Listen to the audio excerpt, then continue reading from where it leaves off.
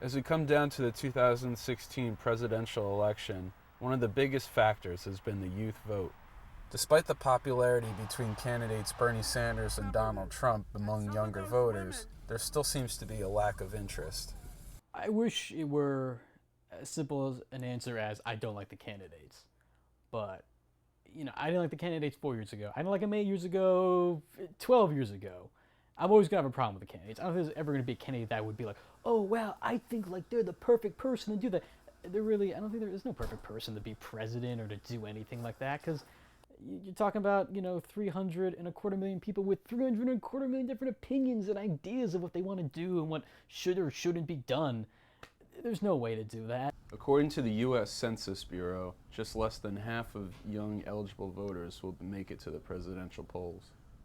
Ever since Obama won the election in 2008, it's been increasingly clear that the young vote has become a huge asset.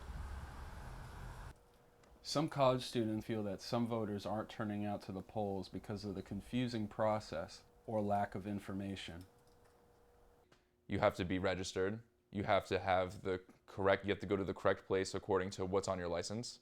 You also have to be registered to a certain party to even vote in the caucuses and also to vote in general.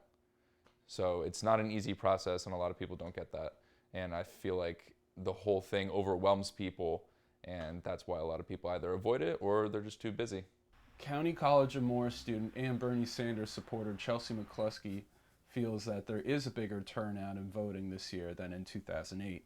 I think a lot more people are interested, but I do know some of my friends, when I tell them about Bernie or something like that, they're just like, who's that? Or they're not really sure what's going on because they don't really care, because a lot of kids my age are just concerned about themselves, and that's normal. But I think now that we're coming to this age, we're finding out that we really are affected and we should vote.